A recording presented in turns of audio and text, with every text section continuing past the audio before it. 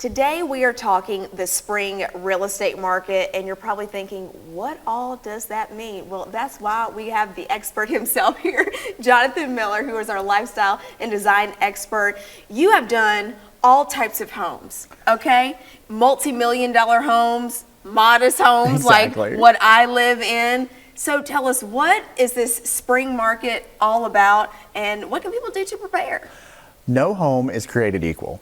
That is one of the things. It's like any product, but that's the biggest thing you've got to realize. It's a product. Okay. You are merchandising it to sell at that point. So you need to have it ready to go out there as though you are the buyer walking in to fall in love for the first time. Okay, and so you say that there is a difference between staging and interior design. Now break that down for us. That is the biggest misconception. People think, oh, I'm staging, I'm going to be redecorating my home for myself. Interior decorating is personalizing a space for the daily living. Okay. Staging is merchandising a product for mass appeal on the market. There's such a huge distinction. Yes, you're using decor, and both have design elements that you have to appeal to senses, but you're really creating a lifestyle when you're staging. I love that, because we see the pictures in the magazines and on Pinterest and we think, oh my gosh, that's how I want to live. But the practicality of it, you have to take that into account. Exactly. You know, it's almost like when we're cleaning out our cabinets and decluttering. You're not going to have any of that when you're staging your home. Right. All that has to go out. It's as though no one lives there at all. And you want it to be beautiful. Right. All right, let's talk about the staging aspect, because this is truly an investment. And when you're talking with your realtor, what does that conversation include, and how do you go about that? First thing you need to understand, the realtor has a fiduciary responsibility to you as your agent.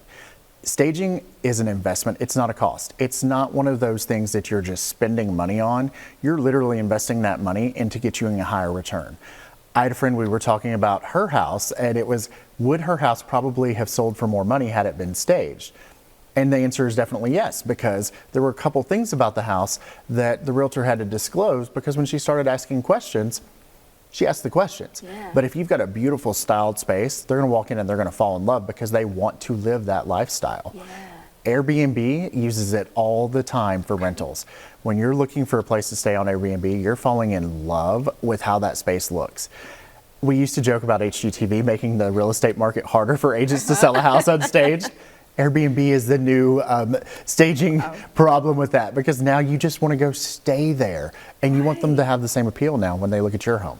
So, is there such a thing as understaging a home? Yes, it's a pet peeve of mine, because there are some agents who are like, oh, we'll stage the house for you. And then they bring in a little plant here, a little piece of artwork over the mantle. So like this? Yes.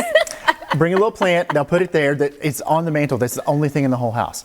So then when you're looking at the photos, you see a piece of artwork and a plant, and you miss that the whole facade of the fireplace has been redone, because you're zoned in on those two little elements.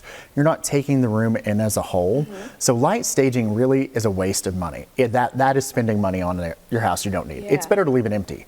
If it's not in your budget to stage it, leave it empty, paint the walls a neutral color, and go with that. That's going to give you a much better return than bringing in a bunch of nonsense decor.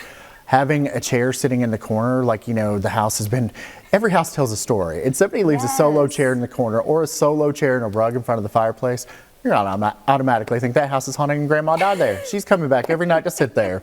You do not want to do that. Light staging does nothing except for waste your money. Okay, so when you are staging and you're going to take it seriously, do you need to stage every room? You don't. Okay. There are some key rooms that you always want to do: your living room, dining space, kitchen, and primary bedroom. That's mainly, you know. Now, if you have an area, you've got a weird little room or a little closet, say your house is small and been added onto or something, you're going to want to define that space and make an office or a small bedroom or a nursery.